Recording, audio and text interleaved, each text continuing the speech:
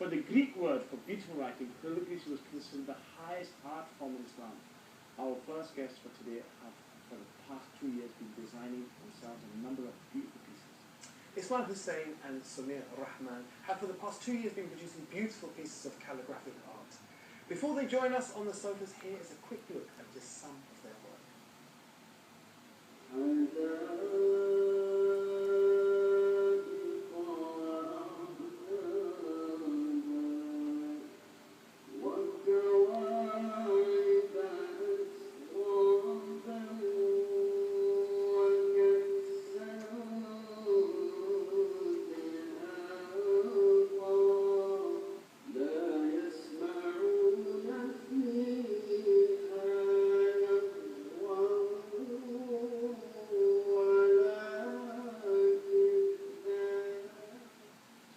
MashaAllah, please welcome to the show Ismail Hussein and Samir Rahman. Hey, come over, guys.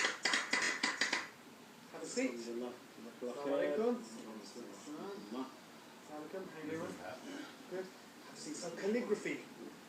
Now, the two of you are doing it's quite unusual. How did you two first get involved together doing calligraphy? Well, it started beginning of this year, actually.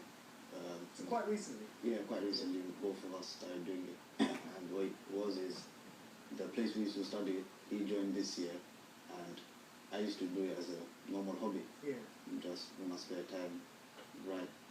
And Brother Ismail, he got into it as well. So when you're saying the place you studied, do you mean the place you were studying as students, or the place you were studying calligraphy? Students. No, so you were students, and you bumped into each other, and you were already doing calligraphy, and you were just starting to get into it. I started to get into it. So basically I said to him, why don't you step it up a level and make a Facebook page, go for it. So slowly, alhamdulillah, I started off really slow, talking 10 likes in a week.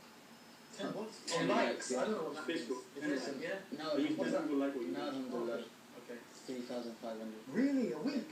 Now we've got 3,500 over 6 months. You can do that over a year. Fantastic. I don't know about Facebook on this thing. He's just that tweeting. I mean, have you studied calligraphy as an art form as well?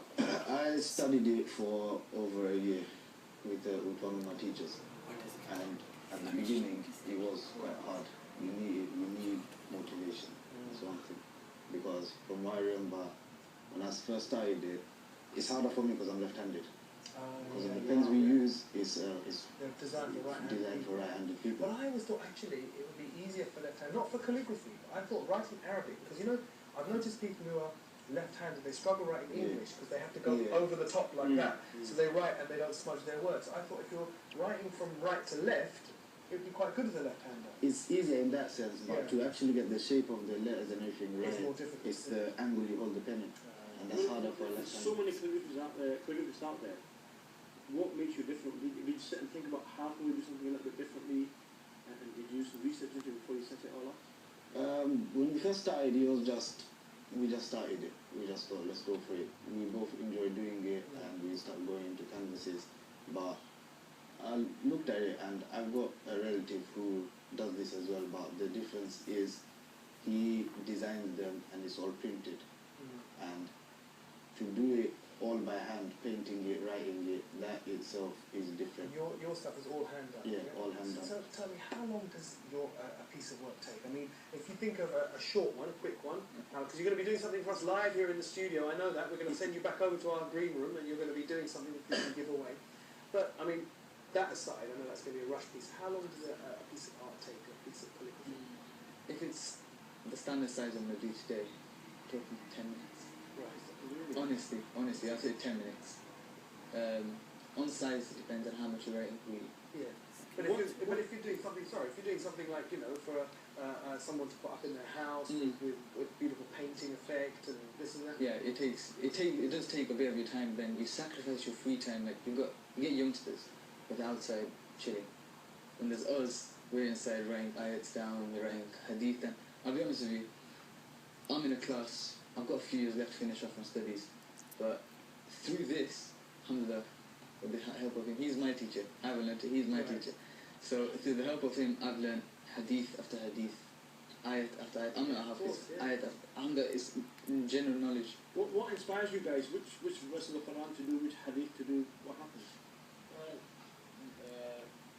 If it's a canvas that we make, just when we got time and we got spare canvas to make, then you just look at one that's got a nice meaning to it, beautiful meaning, got a nice story behind it. Do people come to you and say, brother, I want this now? Yeah, we get a lot of personalized orders like, I want it in this shape or I want this certain height. So then we just go accordingly. Has there been an unusual order or something very significantly large or took you a long time to do? I'll give you an example of the 99 names of Allah. You wouldn't think of it. You think, okay, 99 names of Allah, okay, down, down, down. People ordered 99 names of Allah in the shape of the actual word Allah. So, yeah, so the word Allah and you've written the 99 names of Allah doing that. That was our unique design. How long did that take you to do? That takes a lot of time, because then just remembering the names, getting in the right order, everything. It does take a bit of time, but alhamdulillah. There's so many other pieces. There's one piece, basically, it's like in the shape of a mosque. Basically, it's all the lines of the calligraphy, like just say a letter. It's got the line, you know, like Arabic letters. So the lines are all going to the top, and it makes this form of a mosque. There's so many, alhamdulillah. What's your favourite piece of work that you've done so far? This one he was referring to is a Quran ayat from 24 Mubarra. It's normal ayat, but the alifs and the lams, all the ones that stick up, they come out. It's about, you got 8 lines on both sides. They come up and they join together in the middle, and they come up to form like a dome. Yeah. And that took me a while as well, but that's the one I like the most. Fantastic. And now look, you're running it as a commercial venture now. Yeah? And are you coping with the demand, or how do you manage it? Yeah. How do you manage your day? Getting used to it, events after events, like I think Wednesday an event in Birmingham, this weekend an event in Ibrahim College, the next weekend event London, everywhere, all over England, events. So. Now, look, what are your future plans? Where are you going to next? Inshallah. I've still got a couple of years of studying left, so I want to finish that off, then carry on from this. Well, you guys seem pretty young, both of you. I mean, you know, you especially. I don't know. I'm not saying that you're not young, but the two of you, I'm hazarding a guess here. I'm saying you're under 20. I'm 20. You're 20, and yourself? 17. 17. You're babies, mashallah. Look, let me ask you about your families. Do they ever think, what are you doing? Get a study, go and do something. How does that happen? My family were totally, not the practicing background. I wasn't brought up with a father. I was brought up with no father. Turned away from Islam, went on and on. I put single mom, went to madrasa on sadaqah money. All sorts, you name it. I had a really hard upbringing, but my mom at the start was like, is you sure you want to study more? You need to study, it's taking a bit of time. Now, alhamdulillah, told her, well, call up on Islam channel. So, mashallah, I'll be watching. That's the big break, isn't it? The big time, inshallah. And what about yourself? You're obviously studying. You're in this kind of path. You're still at school. No, I'm still studying with him. I study with him. And what, are you studying in the madrasa or school Yeah, together? madrasa. Yeah. I'm just a few Right, years so below him. you're in the kind of environment where doing calligraphy will match what you're doing. I mean, if I was at school and doing calligraphy, I think that my parents would tell me to take a hike, basically. Move out and do your own thing, kind of thing. But it's a difficult match, because if you're studying and you're doing something like this part-time. So how do you deal with the social element? You know, as you said, other boys, other sisters, brothers, they're all out playing around, doing whatever else they're doing, and you guys are sitting at home just... We still get our time to hang around with everyone, but personally, me, on a daily basis, I won't do more than 1 or 2, and that I can save it for at night or whenever. So all my time will be consumed doing this. Yeah, but I can see it's a real passion for both of you. You really enjoy it. I can see it's made a change, especially in your life. I can see the way you're talking about it. Look, thank you both of you for joining us today. We know that you're going to go back to our green room now, and you're going to actually do something live here in the studio. We'll hopefully get a few shots of that, and maybe we're going to be giving it away in a competition later on. So Jazakallah khair. I think have we had any emails? Yeah, we have. Brothers and sisters, we asked you earlier about the situation in Xinjiang province in China, where people are being told by the Communist Party that they cannot fast, to the extent that they're being brought around food and they're being expected to eat. So we said, what would you do in that tricky situation? It's really difficult. I didn't really have a straightforward answer. It's a difficult one. A few tweets about the show, alhamdulillah, first and foremost. XX Buddy Max at Stanton, I really loving the show, and I always watch it at LT Life. And they've got working Muslims said, I wonder if they're allowed to eat because it's a life or death matter. Allah will inshallah accept their repentance. That was the point I was making earlier on. Would it be if there's a life and death situation, what would you do?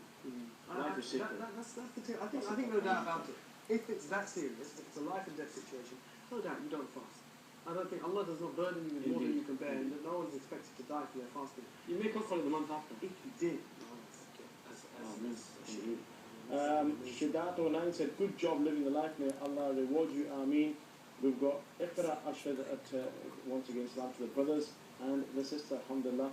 And we've got somebody else, woohoo! Woo! Is that the name? Yeah, no, that's what they're saying. Oh. Loving watching living the life, alhamdulillah. Jazakallah khair.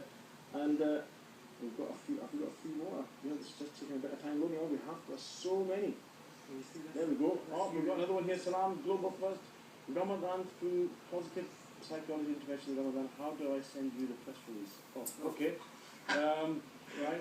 How do you send the press release? Well, I'll tell you what. Phone the studio on 0207 580 4880. I'm sure the producer will tell you exactly how to do it. That's an interesting one. Ramadan through positive psychology interventions. Well, maybe that can help our brothers and sisters in the Xinjiang province. Indeed, indeed. I tell you, that's a tough one. That really is. We want to hear from you.